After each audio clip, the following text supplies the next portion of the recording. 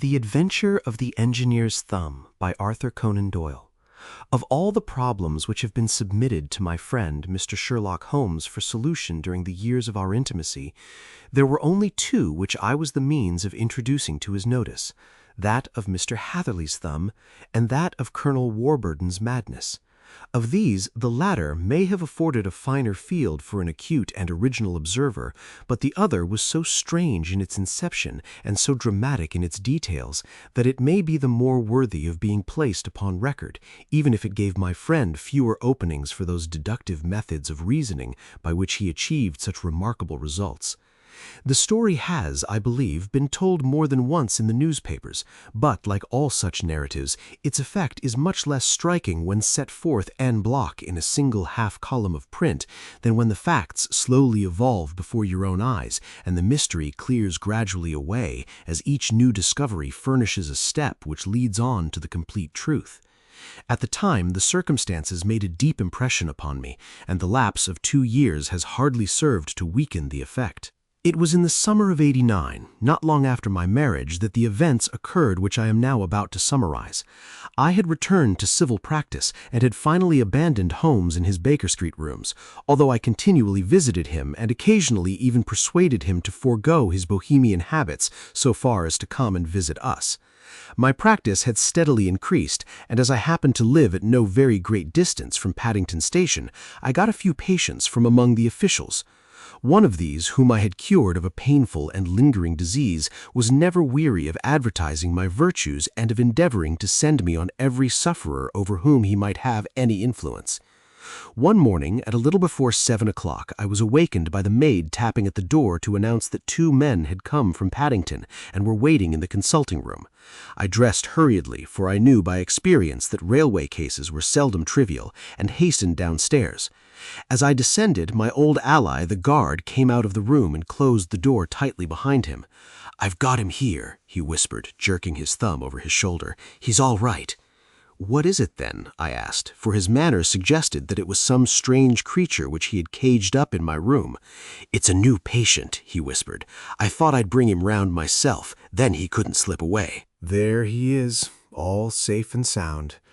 I must go now, doctor. I have my duties just the same as you." And off he went, this trusty tout, without even giving me time to thank him. I entered my consulting room and found a gentleman seated by the table. He was quietly dressed in a suit of heather tweed, with a soft cloth cap which he had laid down upon my books. Round one of his hands he had a handkerchief wrapped, which was mottled all over with bloodstains. He was young, not more than 25, I should say, with a strong, masculine face, but he was exceedingly pale, and gave me the impression of a man who was suffering from some strong agitation which it took all his strength of mind to control. "I am sorry to knock you up so early, doctor," he said, "but I have had a very serious accident during the night. I came in by train this morning, and on inquiring at Paddington as to where I might find a doctor, a worthy fellow very kindly escorted me here. I gave the maid a card, but I see that she has left it upon the side table." I took it up and glanced at it. "Mr. Victor Hatherley, hydraulic engineer, 16A, Victoria Street, 3rd floor." That was the name, style, and abode of my morning visitor. "I regret that I have kept you waiting," said I, sitting down in my library chair. "You are fresh from a night journey, I understand, which is in itself a monotonous occupation." "Oh, my night could not be called monotonous," he said, and laughed. He laughed very heartily, with a high, ringing note, leaning back in his chair and shaking his sides. All my medical instincts rose up against that laugh. "Stop it!" I cried. "Pull yourself together!" And I poured some water from a carafe. It was useless, however. He was off in one of those hysterical outbursts which come upon a strong nature when some great crisis is over and gone. Presently he came to himself once more, very weary and pale-looking. "I have been making a fool of myself," he gasped. "Not at all. Drink this." I dashed some brandy into the water, and the color began to come back to his bloodless cheeks. "That's better," he said. "And now, doctor, perhaps you would kindly attend to my thumb, or rather to the place where my thumb used to be." He unwound the handkerchief and held out his hand. It gave even my hardened nerves a shudder to look at it. There were 4 protruding fingers and a horrid, red, spongy surface where the thumb should have been. It had been hacked or torn right out from the roots. "Good heavens!" I cried. "This is a terrible injury. It must have bled considerably." "Yes, it did. I fainted when it was done, and I think that I must have been senseless for a long time. When I came to, I found that it was still bleeding, so I tied one end of my handkerchief very tightly round the wrist and braced it up with a twig." "Excellent! You should have been a surgeon." "It is a question of hydraulics, you see, and came within my own province." "This has been done," said I, examining the wound, "by a very heavy and sharp instrument." "A thing like a cleaver," said he. "An accident, I presume?" "By no means." "What? A murderous attack?" "Very murderous indeed. You horrify me." I sponged the wound, cleaned it, dressed it, and finally covered it over with cotton wadding and carbolized bandages. He lay back without wincing, though he bit his lip from time to time. "How is that?" I asked when I had finished. "Capital. Between your brandy and your bandage, I feel a new man. I was very weak, but I have had a good deal to go through." "Perhaps you had better not speak of the matter. It is evidently trying to your nerves." "Oh no, not now. I shall have to tell my tale to the police, but between ourselves, if it were not for the convincing evidence of this wound of mine, I should be surprised if they believed my statement, for it is a very extraordinary one, and I have not much in the way of proof with which to back it up. And even if they believe me, the clues which I can give them are so vague that it is a question whether justice will be done." "Ha!" cried I. "If it is anything in the nature of a problem which you desire to see solved, I should strongly recommend you to come to my friend Mr. Sherlock Holmes before you go to the official police." "Oh, I have heard of that fellow," answered my visitor, "and I should be very glad if he would take the matter up, though of course I must use the official police as well. Would you give me an introduction to him?" "I'll do better. I'll take you round to him myself. I should be immensely obliged to you. We'll call a cab and go together. We shall just be in time to have a little breakfast with him. Do you feel equal to it?" "Yes, I shall not feel easy until I have told my story." "Then my servant will call a cab, and I shall be with you in an instant." I rushed upstairs, explained the matter shortly to my wife, and in 5 minutes was inside a hansom, driving with my new acquaintance to Baker Street. Sherlock Holmes was, as I expected, lounging about his sitting-room in his dressing-room, reading the agony column of the Times and smoking his before-breakfast pipe, which was composed of all the plugs and dottles left from his smokes of the day before, all carefully dried and collected on the corner of the mantelpiece. He received us in his quietly genial fashion, ordered fresh rashers and eggs, and joined us in a hearty meal. When it was concluded, he settled our new acquaintance upon the sofa, placed a pillow beneath his head, and laid a glass of brandy and water within his reach. "It is easy to see that your experience has been no common one, Mr. Hatherley," said he. "Pray, lie down there, and make yourself absolutely at home. Tell us what you can, but stop when you are tired, and keep up your strength with a little stimulant." "Thank you," said my patient, "but I have felt another man since the doctor bandaged me, and I think that your breakfast has completed the cure. I shall take up as little of your valuable time as possible, so I shall start at once upon my peculiar experiences." Holmes sat in his big armchair with the weary, heavy-lidded expression which veiled his keen and eager nature, while I sat opposite him, and we listened in silence to the strange story which our visitor detailed to us. "You must know," said he, "that I am an orphan and a bachelor, residing alone in lodgings in London. By profession, I am a hydraulic engineer, and I have had considerable experience of my work during the 7 years that I was apprenticed to Venner and Matheson, the well-known firm of Greenwich. 2 years ago, having served my time, and also come into a fair sum of money through my poor father's death, I determined to start in business for myself, and took professional chambers in Victoria Street. I suppose that everyone finds his first independent start in business a dreary experience. To me, it has been exceptionally so. During 2 years, I have had 3 consultations and 1 small job, and that is absolutely all that my profession has brought me. My gross takings amount to £27 10s. Every day from 9 in the morning until 4 in the afternoon, I waited in my little den, until at last my heart began to sink, and I came to believe that I should never have any practice at all. Yesterday, however, just as I was thinking of leaving the office, my clerk entered to say there was a gentleman waiting who wished to see me upon business. He brought up a card, too, with the name of Colonel Lysander Stark engraved upon it. Close at his heels came the colonel himself, a man rather over the middle size, but of an exceeding thinness. I do not think that I have ever seen so thin a man. His whole face sharpened away into nose and chin, and the skin of his cheeks was drawn quite tense over his outstanding bones. Yet this emaciation seemed to be his natural habit, and due to no disease, for his eye was bright, his step brisk, and his bearing assured. He was plainly but neatly dressed, and his age, I should judge, would be nearer 40 than 30. "Mr. Hatherley," said he, with something of a German accent, "you have been recommended to me, Mr. Hatherley, as being a man who is not only proficient in his profession, but is also discreet and capable of preserving a secret." I bowed, feeling as flattered as any young man would at such an address. "May I ask who it was who gave me so good a character?" "Well, perhaps it is better that I should not tell you that just at this moment. I have it from the same source that you are both an orphan and a bachelor, and are residing alone in London." "That is quite correct," I answered, "but you will excuse me if I say that I cannot see how all this bears upon my professional qualifications. I understand that it was on a professional matter that you wished to speak to me?" "Undoubtedly so, but you will find that all I say is really to the point. I have a professional commission for you, but absolute secrecy is quite essential. Absolute secrecy, you understand. And of course we may expect that more from a man who is alone than from one who lives in the bosom of his family."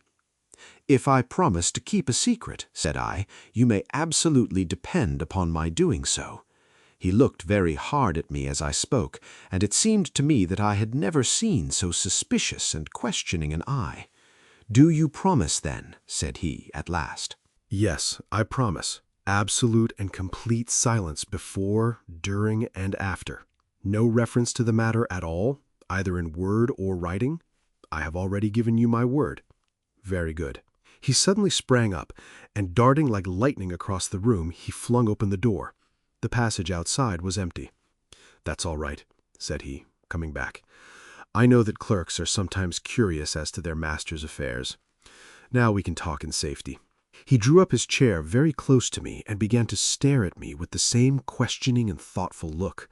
A feeling of repulsion and of something akin to fear had begun to rise within me at the strange antics of this fleshless man. Even my dread of losing a client could not restrain me from showing my impatience. "I beg that you will state your business, sir," said I. "My time is of value."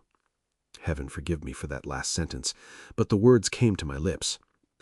"How would 50 guineas for a night's work suit you?" he asked. "Most admirably." "I say a night's work, but an hour's would be nearer the mark. I simply want your opinion about a hydraulic stamping machine that has got out of gear. If you show us what is wrong, we shall soon set it right ourselves. What do you think of such a commission as that?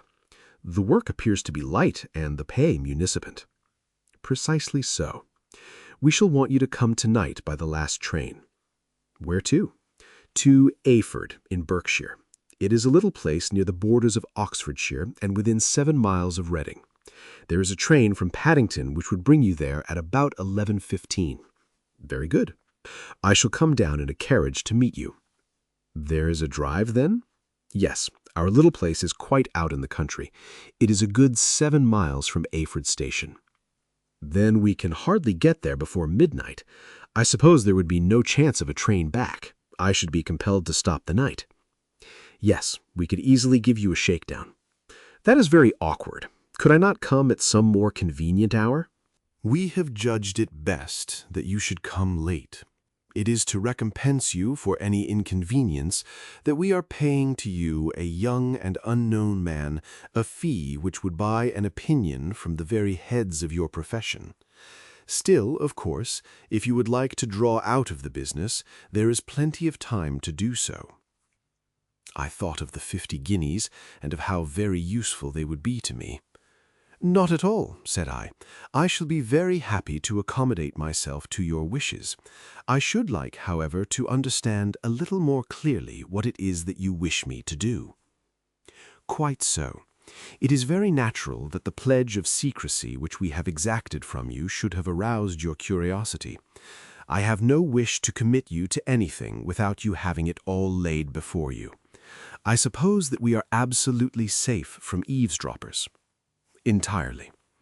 "Then the matter stands thus. You are probably aware that fuller's earth is a valuable product and that it is only found in 1 or 2 places in England." "I have heard so." "Some little time ago I bought a small place, a very small place, within 10 miles of Reading. I was fortunate enough to discover that there was a deposit of fuller's earth in one of my fields. On examining it, however, I found that this deposit was a comparatively small one, and that it formed a link between 2 very much larger ones on the right and left, both of them, however, in the grounds of my neighbors. These good people were absolutely ignorant that their land contained that which was quite as valuable as a gold mine. Naturally, it was to my interest to buy their land before they discovered its true value. But unfortunately, I had no capital by which I could do this. I took a few of my friends into the secret, however, and they suggested that we should quietly and secretly work our own little deposit, and that in this way we should earn the money which would enable us to buy the neighboring fields. This we have now been doing for some time, and in order to help us in our operations, we erected a hydraulic press. This press, as I have already explained, has got out of order, and we wish your advice on the subject. We guard our secret very jealously, however, and if it once became known that we had hydraulic engineers coming to our little house, it would soon rouse inquiry, and then, if the facts came out, it would be goodbye to any chance of getting these fields and carrying out our plans. That is why I have made you promise me that you will not tell a human being that you are going to Eyford tonight." "I hope that I make it all plain." "I quite follow you," said I. "The only point which I could not quite understand was what use you could make of a hydraulic press in excavating fuller's earth, which, as I understand, is dug out like gravel from a pit." "Ah," he said carelessly, "we have our own process. We compress the earth into bricks so as to remove them without revealing what they are. But that is a mere detail. I have taken you fully into my confidence now, Mr. Hatherley, and I have shown you how I trust you." He rose as he spoke. "I shall expect you then at Eyford at 11:15. "I shall certainly be there." "And not a word to a soul." He looked at me with a last long questioning gaze, and then, pressing my hand in a cold, dank grasp, he hurried from the room. Well, when I came to think it all over in cool blood, I was very astonished, as you may both think, at this sudden commission which had been entrusted to me. On the one hand, of course, I was glad, for the fee was at least tenfold what I should have asked had I set a price upon my own services, and it was possible that this order might lead to other ones. On the other hand, the face and manner of my patron had made an unpleasant impression upon me, and I could not think that his explanation of the fuller's earth was sufficient to explain the necessity of my coming at midnight and his extreme anxiety lest I should tell anyone of my errand. However, I threw all fears to the winds, ate a hearty supper, drove to Paddington, and started off, having obeyed to the letter the injunction as to holding my tongue. At Reading, I had to change not only my carriage, but my station. However, I was in time for the last train to Eyford, and I reached the little dim-lit station after 11 o'clock. I was the only passenger who got out there, and there was no one on the platform save a single sleepy porter with a lantern.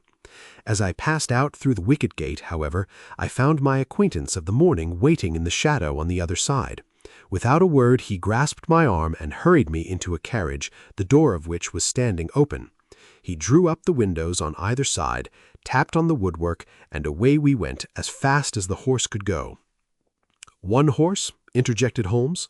"Yes, only one. Did you observe the color?" "Yes. I saw it by the sidelights when I was stepping into the carriage. It was a chestnut." "Tired looking or fresh?" "Oh, fresh and glossy." "Thank you. I'm sorry to have interrupted you. Pray continue your most interesting statement." Away we went then, and we drove for at least an hour. Colonel Lysander Stark had said that it was only 7 miles, but I should think, from the rate that we seemed to go and from the time that we took, that it must have been nearer 12. He sat at my side in silence all the time, and I was aware, more than once when I glanced in his direction, that he was looking at me with great intensity. The country roads seemed to be not very good in that part of the world, for we lurched and jolted terribly. I tried to look out of the windows to see something of where we were, but they were made of frosted glass, and I could make out nothing save the occasional bright blur of a passing light. Now and then I hazarded some remark to break the monotony of the journey, but the colonel answered only in monosyllables, and the conversation soon flagged. At last, however, the bumping of the road was exchanged for the crisp smoothness of a gravel drive, and the carriage came to a stand. Colonel Lysander Stark sprang out, and, as I followed after him, pulled me swiftly into a porch which gaped in front of us. We stepped, as it were, right out of the carriage and into the hall, so that I failed to catch the most fleeting glance of the front of the house. The instant that I had crossed the threshold, the door slammed heavily behind us, and I heard faintly the rattle of the wheels as the carriage drove away. It was pitch dark inside the house, and the colonel fumbled about looking for matches and muttering under his breath. Suddenly, a door opened at the other end of the passage, and a long golden bar of light shot in our direction. It grew broader, and a woman appeared with a lamp in her hand, which she held above her head, pushing her face forward and peering at us. I could see that she was pretty, and from the gloss with which the light shone upon her dark dress, I knew that it was a rich material. She spoke a few words in a foreign tongue, in a tone as though asking a question, and when my companion answered in a gruff monosyllable, she gave such a start that the lamp nearly fell from her hand. Colonel Stark went up to her, whispered something in her ear, and then pushing her back into the room from whence she had come, he walked towards me again with the lamp in his hand. "Perhaps you will have the kindness to wait in this room for a few minutes," said he, throwing open another door. It was a quiet little, plainly furnished room, with a round table in the center, on which several German books were scattered. Colonel Stark laid down the lamp on top of a harmonium beside the door. "I shall not keep you waiting an instant," he said, and vanished into the darkness. I glanced at the books upon the table, and in spite of my ignorance of German, I could see that 2 of them were treatises on science, the others being volumes of poetry. Then I walked across to the window, hoping that I might catch some glimpse of the countryside, but an oak shutter, heavily barred, was folded across it. It was a wonderfully silent house. There was an old clock ticking loudly somewhere in the passage, but otherwise everything was deadly still. A vague feeling of uneasiness began to steal over me. Who were these German people, and what were they doing living in this strange, out-of-the-way place? And where was the place? I was 10 miles or so from Eyford, that was all I knew, but whether north, south, east, or west, I had no idea. For that matter, Reading and possibly other large towns were within that radius, so the place might not be so secluded after all. Yet it was quite certain, from the absolute stillness, that we were in the country. I paced up and down the room, humming a tune under my breath to keep up my spirits, and feeling that I was thoroughly earning my 50-guinea fee. Suddenly, without any preliminary sound, in the midst of the utter stillness, the door of my room swung slowly open. The woman was standing in the aperture, the darkness of the hall behind her, the yellow light from my lamp beating upon her eager and beautiful face. I could see at a glance that she was sick with fear, and the sight sent a chill to my own heart. She held up one shaking finger to warn me to be silent, and she shot a few whispered words of broken English at me, her eyes glancing back like those of a frightened horse into the gloom behind her. "I would go," said she, trying hard, as it seemed to me, to speak calmly. "I would go. I should not stay here. There is no good for you to do." "But, madam," said I have not yet done what I came for. I cannot possibly leave until I have seen the machine." "It is not worth your while to wait," she went on. "You can pass through the door. No one hinders." And then, seeing that I smiled and shook my head, she suddenly threw aside her constraint and made a step forward. With her hands wrung together, "For the love of heaven," she whispered, "get away from here before it is too late." But I am somewhat headstrong by nature, and the more ready to engage in an affair when there is some obstacle in the way. I thought of my 50-guinea fee, of my wearisome journey, and of the unpleasant night which seemed to be before me. Was it all to go for nothing? Why should I slink away without having carried out my commission, and without the payment which was my due? This woman might, for all I knew, be a monomaniac. With a stout bearing, therefore, though her manner had shaken me more than I cared to confess, I still shook my head and declared my intention of remaining where I was. She was about to renew her entreaties when a door slammed overhead and the sound of several footsteps was heard upon the stairs. She listened for an instant, threw up her hands with a despairing gesture, and vanished as suddenly and as noiselessly as she had come. The newcomers were Colonel Lysander Stark and a short, thick man with a chinchilla beard growing out of the creases of his double chin, who was introduced to me as Mr. Ferguson. "This is my secretary and manager," said the colonel. "By the way, I was under the impression that I left this door shut just now. I fear that you have felt the draught." "On the contrary," I said, "I opened the door myself because I felt the room to be a little close." He shot one of his suspicious looks at me. "Perhaps we had better proceed to business then," said he. "Mr. Ferguson and I will take you up to see the machine. I had better put my hat on, suppose. Oh, no, it is in the house." "What, you dig fuller's earth in the house?" No, this is only where we compress it. But never mind that. All we wish you to do is to examine the machine and to let us know what is wrong with it." We went upstairs together, the colonel first with the lamp, the fat manager and I behind him. It was a labyrinth of an old house, with corridors, passages, narrow winding staircases, and little low doors, the thresholds of which were hollowed out by the generations who had crossed them. There were no carpets and no signs of any furniture above the ground floor, while the plaster was peeling off the walls, and the damp was breaking through in green, unhealthy blotches. I tried to put on as unconcerned an air as possible, but I had not forgotten the warnings of the lady, even though I disregarded them, and I kept a keen eye upon my two companions. Ferguson appeared to be a morose and silent man, but I could see from the little that he said that he was at least a fellow countryman. Colonel Lysander Stark stopped at last before a low door which he unlocked. Within was a small, square room, in which the three of us could hardly get at one time. Ferguson remained outside, and the colonel ushered me in. "We are now," said he, "actually within the hydraulic press, and it would be a particularly unpleasant thing for us if anyone were to turn it on. The ceiling of this small chamber is really the end of the descending piston, and it comes down with the force of many tons upon this metal floor. There are small lateral columns of water outside, which receive the force, and which transmit and multiply it in the manner which is familiar to you. The machine goes readily enough, but there is some stiffness in the working of it, and it has lost a little of its force. Perhaps you will have the goodness to look it over, and to show us how we can set it right."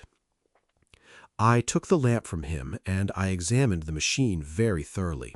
It was indeed a gigantic one, and capable of exercising enormous pressure. When I passed outside, however, and pressed down the levers which controlled it, I knew at once by the whishing sound that there was a slight leakage which allowed a regurgitation of water through one of the side cylinders. An examination showed that one of the India rubber bands, which was round the head of a driving rod, had shrunk so as not quite to fill the socket along which it worked. This was clearly the cause of the loss of power, and I pointed it out to my companions, who followed my remarks very carefully and asked several practical questions as to how they should proceed to set it right. When I had made it clear to them, I returned to the main chamber of the machine and took a good look at it to satisfy my own curiosity.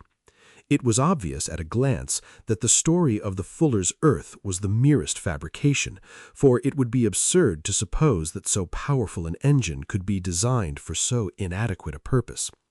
The walls were wood, but the floor consisted of a large iron trough, and when I came to examine it, I could see a crust of metallic deposit all over it. I had stooped and was scraping at this to see exactly what it was, when I heard a muttered exclamation in German and saw the cadaverous face of the colonel looking down at me. "What are you doing there?" he asked. I felt angry at having been tricked by so elaborate a story as that which he had told me. "I was admiring your fuller's earth," said I. "I think that I should be better able to advise you as to your machine if I knew what the exact purpose was for which it was used." The instant that I uttered the words, I regretted the rashness of my speech. His face set hard, and a baleful light sprang up in his gray eyes. "Very well," he said. "You shall know all about the machine." He took a step backward, slammed the little door, and turned the key in the lock. I rushed towards it and pulled at the handle, but it was quite secure and did not give in the least to my kicks and shoves. "Hello!" I yelled. "Hello! Colonel, let me out!" And then, suddenly, in the silence, I heard a sound that sent my heart into my mouth. It was the clank of the levers and the swish of the leaking cylinder. He had set the engine at work. The lamp still stood on the floor where I had placed it when examining the trough. By its light I saw that the black ceiling was coming down upon me, slowly, jerkily, but as none knew better than myself, with a force which must within a minute grind me to a shapeless pulp. I threw myself, screaming, against the door and dragged with my nails at the lock. I implored the colonel to let me out, but the remorseless clanking of the levers drowned my cries. The ceiling was only a foot or two above my head, and with my hand upraised I could feel its hard, rough surface. Then it flashed through my mind that the pain of my death would depend very much upon the position in which I met it. If I lay on my face, the weight would come upon my spine, and I shuddered to think of that dreadful snap. Easier the other way, perhaps, and yet had I the nerve to lie and look up at that deadly black shadow wavering down upon me? Already I was unable to stand erect when my eye caught something that brought a gush of hope back to my heart. I have said that though the floor and ceiling were of iron, the walls were of wood. As I gave a last hurried glance around, I saw a thin line of yellow light between two of the boards, which broadened and broadened as a small panel was pushed backward. For an instant I could hardly believe that here was indeed a door that led away from death. The next instant I threw myself through and lay half fainting on the other side. The panel had closed again. Behind me, but the crash of the lamp and a few moments afterwards the clang of the two slabs of metal told me how narrow had been my escape. I was recalled to myself by a frantic plucking at my wrist, and I found myself lying upon the stone floor of a narrow corridor, while a woman bent over me and tugged at me with her left hand, while she held a candle in her right. It was the same good friend whose warning I had so foolishly rejected. "Come, come," she cried breathlessly. "They will be here in a moment. They will see that you are not there. Oh, do not waste the so precious time, but come." This time, at least, I did not scorn her advice. I staggered to my feet and ran with her along the corridor and down a winding stair. The latter led to another broad passage, and just as we reached it we heard the sound of running feet and the shouting of two voices, one answering the other from the floor on which we were and from the one beneath. My guide stopped and looked about her like one who was at her wit's end. Then she threw open a door which led to a bedroom, through the window of which the moon was shining brightly. "It is your only chance," she said. "It is high, but it may be that you can jump it." As she spoke, a light sprang into view at the further end of the passage, and I saw the lean figure of Colonel Lysander Stark rushing forward with a lantern in one hand and a weapon like a butcher's cleaver. I rushed across the bedroom, flung open the window, and looked out. How quiet and sweet and wholesome the garden looked in the moonlight, and it could not be more than 30 feet down. I clambered out upon the sill, but I hesitated to jump until I should have heard what passed between my savior and the ruffian who pursued me. If she were ill-used, then at any risks I was determined to go back to her assistance. The thought had hardly flashed through my mind before he was at the door, pushing his way past her, but she threw her arms around him and tried to hold him back. "Fritz, Fritz," she cried in English, "remember your promise after the last time. You said it should not be again. He will be silent. Oh, he will be silent." "You are mad, Elise," he shouted, struggling to break away from her. "You will be the ruin of us. He has seen too much. Let me pass, I say." He dashed her to one side, and rushing to the window, cut at me with his heavy weapon. I had let myself go, and was hanging by the hands to the sill, when his blow fell twice upon my knuckles, but the dog would save me. Fell. I was conscious of a dull pain. My grip loosened, and I fell into the garden below. I was shaken but not hurt by the fall, so I picked myself up and rushed off among the bushes as hard as I could run, for I understood that I was far from being out of danger yet. Suddenly, however, as I ran, a deadly dizziness and sickness came over me. I glanced down at my hand, which was throbbing painfully, and then, for the first time, saw that my thumb had been cut off and that the blood was pouring from my wound. I endeavored to tie my handkerchief round it, but there came a sudden buzzing in my ears, and next moment I fell in a dead faint among the rose bushes. How long I remained unconscious I cannot tell. It must have been a very long time, for the moon had sunk and a bright morning was breaking when I came to myself. My clothes were all sodden with dew, and my coat sleeve was drenched with blood from my wounded thumb. The smarting of it recalled in an instant all the particulars of my night's adventure, and I sprang to my feet with the feeling that I might hardly yet be safe from my pursuers. But to my astonishment, when I came to look round me, neither house nor garden were to be seen. I had been lying in an angle of the hedge close by the high road, and just a little lower down was a long building, which proved upon my approaching it to be the very station at which I had arrived upon the previous night. Were it not for the ugly wound on my hand, all that had passed during those dreadful hours might have been an evil dream. Half dazed, I went into the station and asked about the morning train. There would be one to Reading in less than an hour. The same porter was on duty, I found, as had been there when I arrived. I inquired of him whether he had ever heard of Colonel Lysander Stark. The name was strange to him. Had he observed a carriage the night before, waiting for me? No, he had not. Was there a police station anywhere near? There was one about 3 miles off. It was too far for me to go, weak and ill as I was. I determined to wait until I got back to town before telling my story to the police. It was a little past 6 when I arrived, so I went first to have my wound dressed, and then the doctor was kind enough to bring me along here. I put the case into your hands and shall do exactly what you advise." We both sat in silence for some little time after listening to this extraordinary narrative. Then Sherlock Holmes pulled down from the shelf one of the ponderous commonplace box in which he placed his cuttings. "Here is an advertisement which will interest you," said he. "It appeared in all the papers about a year ago. Listen to this. Quote, 'Lost on the 9th inst, Mr. Jeremiah Hayling, aged 26, a hydraulic engineer. Left his lodgings at 10 o'clock at night and has not been heard of since. Was dressed in, etc., etc.' That represents the last time that the colonel needed to have his machine overhauled, I fancy." "Good heavens!" cried my patient. "Then that explains what the girl said." "Undoubtedly. It is quite clear that the colonel was a cool and desperate man who was absolutely determined that nothing should stand in the way of his little game, like those out-and-out pirates who will leave no survivor from a captured ship. Well, every moment now is precious, so, if you feel equal to it, we shall go down to Scotland Yard at once as a preliminary to starting for Eyford.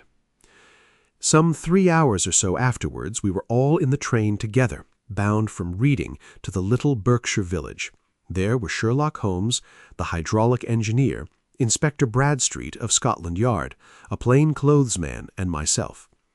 Bradstreet had spread an ordnance map of the county out upon the seat, and was busy with his compasses drawing a circle with Eyford as its center.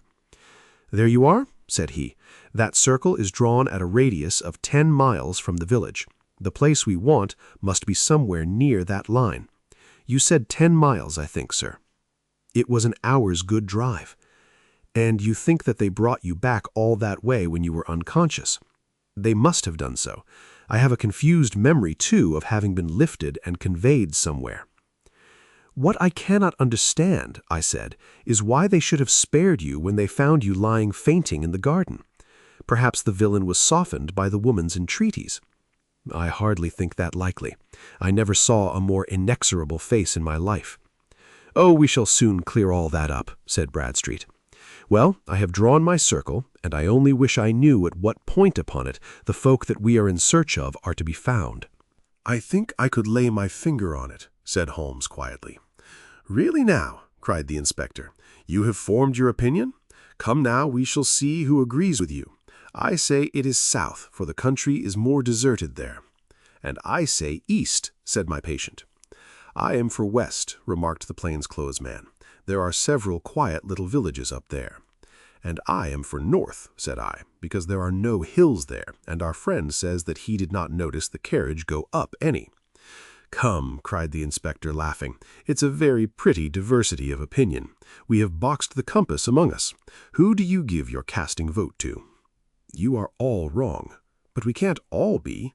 "Oh, yes, you can. This is my point." He placed his finger in the center of the circle. "This is where we shall find them."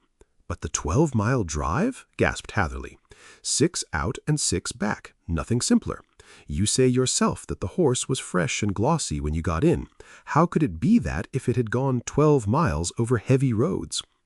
"Indeed, it is a likely ruse enough," observed Bradstreet thoughtfully. "Of course, there can be no doubt as to the nature of this gang." "None at all," said Holmes. "They are coiners on a small scale, and have used the machine to form the amalgam which has taken the place of silver." "We have known for some time that a clever gang was at work," said the inspector. "They have been turning out half-crowns by the thousand. We even traced them as far as Reading, but could get no farther, for they had covered their traces in a way that showed that they were very old hands. But now, thanks to this lucky chance, I think that we have got them right enough." But the inspector was mistaken, for those criminals were not destined to fall into the hands of justice. As we rolled into Eyford Station, we saw a gigantic column of smoke which streamed up from behind a small clump of trees in the neighborhood and hung like an immense ostrich feather over the landscape. "A house on fire?" asked Bradstreet as the train steamed off again on its way.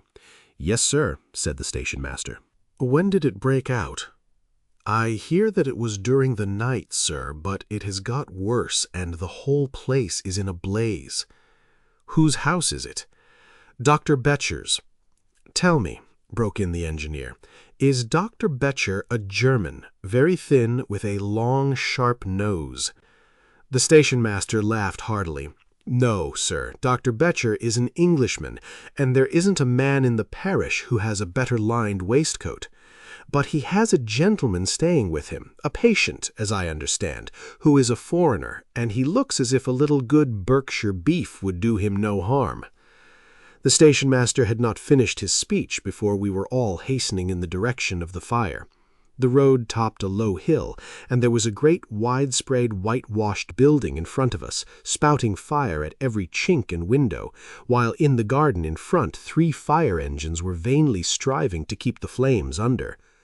"That's it!" cried Hatherley in intense excitement. "There's the gravelled drive, and there are the rose bushes where I lay. That second window is the one that I jumped from."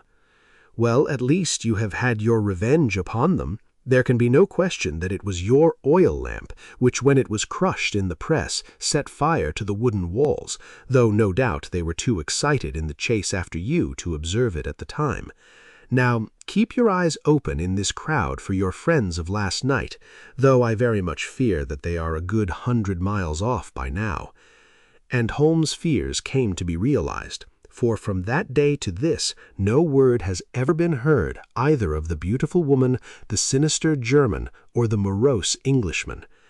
Early that morning a peasant had met a cart containing several people and some very bulky boxes driving rapidly in the direction of Reading, but there all traces of the fugitives disappeared, and even Holmes' ingenuity failed ever to discover the least clue as to their whereabouts.